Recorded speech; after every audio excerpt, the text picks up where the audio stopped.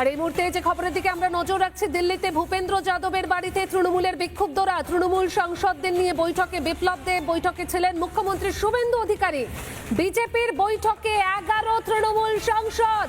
বৈঠকে কাকলি ঘোষ দস্তিদার, প্রসূন ব্যানার্জি, শতাব্দী রায়, অসিত মাল, বাপি হালদার, জুন মালিয়া, জগদীশ চন্দ্র বসুনিয়া, কালীপদ সোরেন। একদম সরাসরি চলে যাই আমাদের প্রতিনিধি অনুপমের। নমস্কার, আমি আশিস সেনগুপ্ত, রাজনৈতিক বিশ্লেষক। গত দুদিন ধরে উথাল পাথাল চলছে বঙ্গ রাজনীতিতে। আর মজার ব্যাপার হলো, বাংলার রাজনীতি নিয়েই পুরো ব্যাপারটা, কিন্তু এর উৎপত্তি স্থল হলো দিল্লি, আমাদের রাজধানী। বিভিন্ন টিভি চ্যানেলগুলো এবং সোশ্যাল মিডিয়ায় একটা গুঞ্জন শুরু হয়েছিল, সেটা আস্তে আস্তে কোলাহলের আকার নেয় যে বিধানসভার 80 জনের মধ্যে 2/3 মানে 60 জন, সেটা আরো বাড়ছে, তৃণমূল ছেড়ে নতুন তৃণমূল ঋতব্রত ব্যানার্জির অধীনে তৈরি হবার পর এবার আমাদের পার্লামেন্ট বা সংসদেও একই ব্যাপার ঘটতে চলেছে। মানে 2/3 তৃণমূল, আদি তৃণমূল ছেড়ে নব্য তৃণমূল বা ওরকম কিছু একটা করতে চলেছেন। এবারে ব্যাপার হলো, বিধানসভায় ছিল 60 জন 80 জনের মধ্যে, আর এদিকে 2024-এ তৃণমূল 29খানা আসন জিতেছিল। 7 দিয়ে গুণ করলে এক একটা লোকসভায় 7টি করে বিধানসভা, সেটা হয় 203খানা বিধানসভা সিট। তার 2/3 মানে প্রায় 20, কেন 19 পয়েন্ট কিছু হয়, কিন্তু আমাদের তো একটা গোটা মানুষ দরকার। তার মানে 20 জন সাংসদকে দরকার। আর এটা হবে আরো অনেক বড় ব্যাপক ধস। এবং এই গুঞ্জন শোনার পর, সবকিছু জানার পর, মমতা ব্যানার্জি তার ভাইপো অভিষেককে পাঠিয়ে দিয়েছিলেন শুক্রবার দিল্লিতে, এবং উনি নিজে যান গতকাল, মানে 7 তারিখ।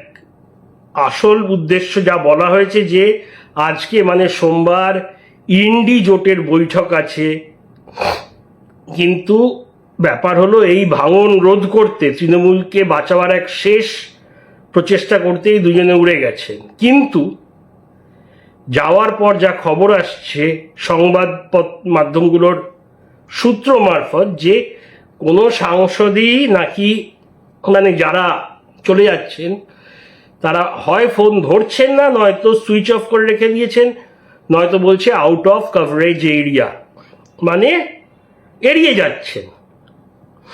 এবার গতকাল দেখা গেল মমতা ব্যানার্জি আর অভিষেক কেজরিওয়ালের সাথে কথা বলছেন, আরো এদিক ওদিক, কিন্তু নিজের সাংসদদের সঙ্গে কথা বলছেন এরম দেখা গেল না, বা কাউকে বোঝাতে পেরেছেন এরম কোনো খবর এলো না।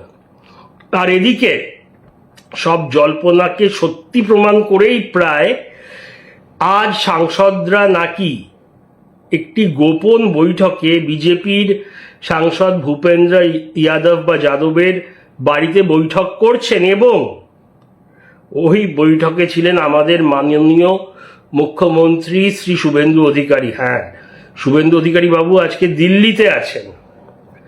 এদিকে রাজ্যসভারও 12 জন সাংসদ আছে, তাদের মধ্যে সুখেন্দু শেখর রায় পদত্যাগ করে গেছেন, তৃণমূলের বিরুদ্ধে অনেকদিন ধরেই বহু কথা বলছেন।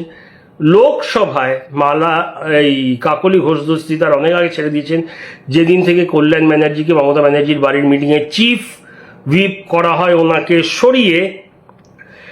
তাহলে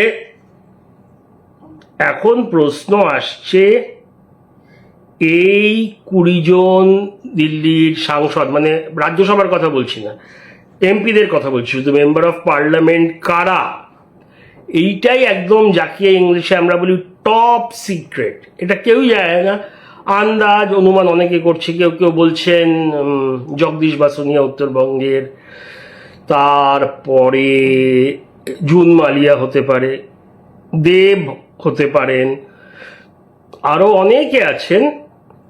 তবে প্রথম কথা আসি, বিজেপি তো বলে দিয়েছিল তৃণমূলের জন্য দরজা বন্ধ, এবং ওনারা পশ্চিমবাংলার এই নতুন নব্য তৃণমূল বা ঋতব্রত তৃণমূলের পেছনে ওনাদের কোনো হাত নেই বলে দিয়েছে। এবং সত্যি পশ্চিমবাংলার বিধানসভায় বিজেপির কারুর দরকার নেই, দরকার 147। ওনারা ভেবেছিলেন খুব বেশি হলে 177 180 পাবেন। অমিত শাহ বাবুরা বলেছিলেন 200 কাছাকাছি, কেন আবকি ইসবার 200 পার করে 77 আটকে যাওয়া সেই ধাক্কাটা, তাই এবারে কেউ আগ বাড়িয়ে বলেননি। কিন্তু দেখা গেল সবার মানে সবচেয়ে পজিটিভ যে ছিল বা এক্সিট পোলেও যেটা সবচেয়ে বেশি দেওয়া হয়েছিল তার থেকেও বেশি, সবচেয়ে বেশি দেওয়া হয়েছিল 203, বাকিরা সবাই দিয়েছিল 150 থেকে 165 64 মধ্যে। একজন দুজন 170 180 মধ্যে দেয়নি, সব ছাড়িয়ে বিজেপি পেয়েছে 207। তা বিজেপির একটি নেতাকেও দরকার নেই এখন তৃণমূল থেকে।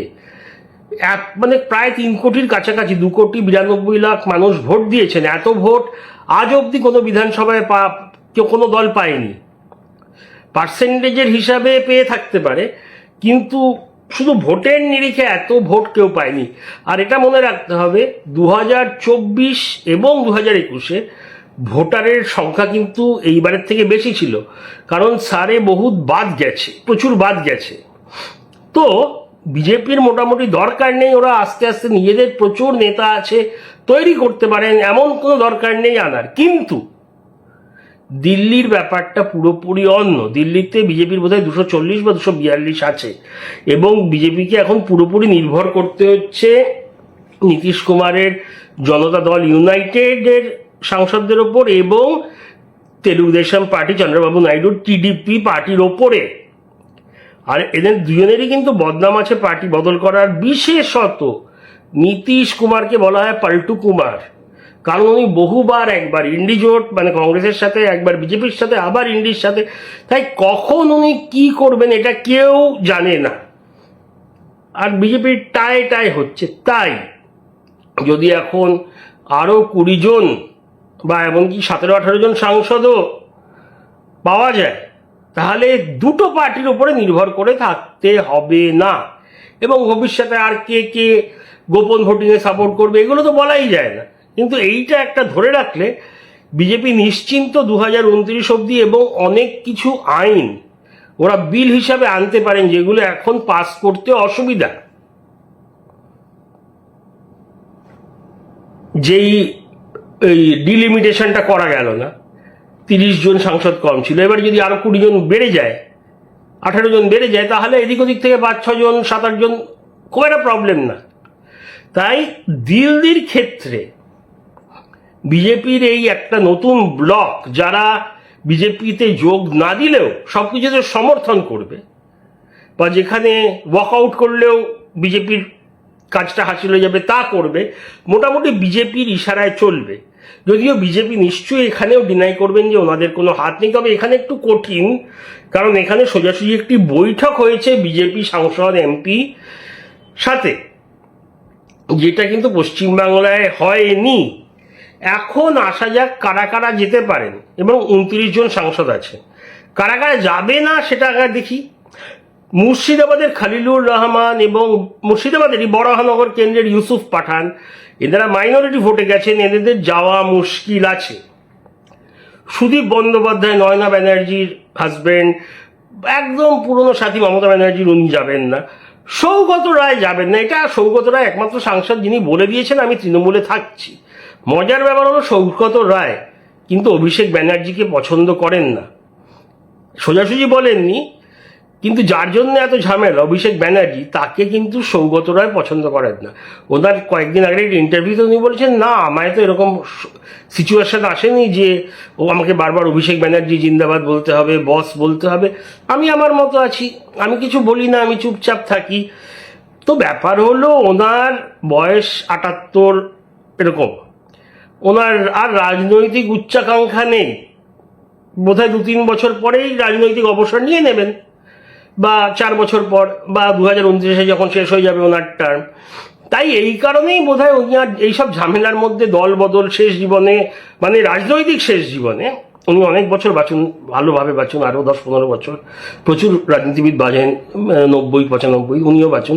রাজনৈতিকভাবে শেষ জীবনে উনি আর এইসব করতে চান না, যতদূর আমার মনে হলো। এবং উনি একটা স্পেকুলেশনও করলেন, যখন সাংবাদিকরা জিজ্ঞেস করলো কারা কারা যাবে, বলে বলা তো যায় না, যারা যাচ্ছে তাদের খুব একটা ভরসা নেই, কাল আছে আগে, এবং এই কথাটা ঠিক। তো উনি বললেন 14 জন মতো হতে পারে, তবে উনি এটা ওনার আন্দাজে, ওনার কাছে কোনো খবর নেই। আর কে কে যাবে না, সায়নী ঘোষ যাবে না, বিজেপি নেবেও না, অভিষেক ব্যানার্জি অবশ্যই যাবেন না, মালা রয় যাবেন না, খুবই ঘনিষ্ঠ মমতা ব্যানার্জির। মহুয়া মৈত্র যাবে না, মহুয়া মৈত্রকে নেবেও না। কল্যাণ ব্যানার্জি একদম মমতা ব্যানার্জির সব সাথের সঙ্গী, উনিও যাবেন না। তাহলে সায়নী ঘোষ, সৌগত রয়, মালা রয়, অভিষেক ব্যানার্জি, কল্যাণ ব্যানার্জি, মহুয়া মৈত্র, সুদীপ ব্যানার্জি, ইউসুফ পাঠান, খালিলুর রহমান, 9 জন তো হচ্ছে, তাহলে 20 জন বাকি থাকছে। এই হিসাবটা কিন্তু আমার মতে এলো।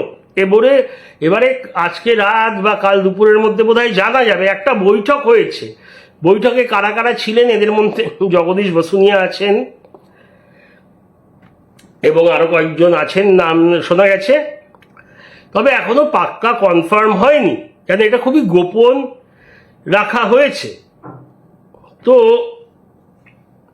মোটামুটি তৃণমূল রাজনৈতিকভাবে খুবই বিপন্ন অবস্থায়। শেষ বলছি না, আর একটা কারণ, মমতা ব্যানার্জির 71 পেরিয়ে গেছে, লোকে বলে ওনার বয়স আসলে নাকি আরো বেশি, তবে দেখতে ওনাকে যথেষ্ট রুগ্ন লাগছেন, মানে খুবই রোগা হয়ে গেছেন। এবং যাই হোক, আর কত বছর উনি রাজনীতি করতে পারবেন? 6 বছর 7 বছর, মানে 77-76 পর সক্রিয়ভাবে রাজনীতি করা যায় না। আর যেই রাজনীতিটা মমতা ব্যানার্জি করেন, পুরো দলটাকে কাঁধে নিয়ে, উনি ডিসিশন না নিলে দল চলবে না, উনি প্রচারে না গেলে প্রচার হবে না, তা দলটা পুরোপুরি মমতা কেন্দ্রিক। অভিষেক কিছুই না, অভিষেক হলো আইপ্যাকের বক্তৃতা দিত এবং ওনাকে একটা জায়গায় বসিয়ে রেখেছিল, যেটা অন্য কেউ হতে পারত, কিন্তু অভিষেক দল চালাবার মতো নেই। দেখলেন তো কি অবস্থা হলো ক্ষমতা চলে যেতে। আর এত ভীতু উনি, ইডিকে ভয় পান, সিবিআই ভয় পান, সিআইডি ডাকলেও যাচ্ছেন না। 7 তারিখে ডেকেছিল, উনি পালিয়ে চলে গেছেন দিল্লি একদিন আগে। তো আমার বক্তব্য হলো যে দলটাকে, এই তৃণমূল দলটাকে একদম সারা দিন এই প্রান্ত ওই প্রান্ত করে চালাতে হয় মমতা ব্যানার্জিকে। আর এই বয়সে সেটা আর বেশি সম্ভব না, আর 3 বছর 4 বছর তা ঘুরে দাঁড়ানো। ওনার তো লক্ষ্য বিধানসভায় জেতা, আবার মুখ্যমন্ত্রী হওয়া, সেইটা খুবই মুশকিল লাগছে। 5 বছর পর ওনার 76, এই সময় 76 মতো বয়স হবে, সম্ভব না। আর খবর শোনা যাচ্ছে ফিরহাদ হাকিমও নাকি চলে যেতে পারেন। এবারে ফিরহাদ হাকিমও যদি ঋত ক্যাম্পে চলে যান, তাহলে কিন্তু একটা বড় মুসলিম ভোট, বিশেষত দক্ষিণ 24 পরগনা কেন্দ্রিক, সেটাও চলে যাবে। উনি চলে গেলে পোর্টের বিধায়কও থাকবেন নাকি যথেষ্ট সন্দেহ আছে। তাই এটা দেখা যাক। তবে আজকে সংসদে যদি ভাঙন ধরাতে পারে বিজেপি, তাহলে মানে তৃণমূল শুধু একটা পোস্টার বলা দল হয়ে পড়বে, নামেই আছে। কারণ ইন্ডি জোটে ওনাদের কোনো আর ভ্যালু থাকবে না, মূল্য থাকবে না। ইন্ডি জোটে ওনারা এখনো অবধি কংগ্রেস, অখিলেশ যাদবের সমাজবাদী পার্টির পর 3য় বৃহৎ পার্টি, 29খানা সাংসদ আছেন। তো এই অবস্থায় যদি 20 বা 18 চলে যায়, পড়ে থাকবে 10-11, তা ইন্ডি জোটেও খুব একটা পাত্তা পাবেন না। তো সব কিছু এখন খুবই খারাপ লাগছে তৃণমূলের পক্ষে। আপাতত এতটা খবর, সামনে 24 ঘন্টায় পরিস্থিতি আরো অনেক স্পষ্ট হয়ে আসবে। তো আপনাদেরও মতামত জানাবেন, কি মনে হচ্ছে, কি হবে। আর প্রতিবেদন ভালো লাগলে প্লিজ সাবস্ক্রাইব করবেন।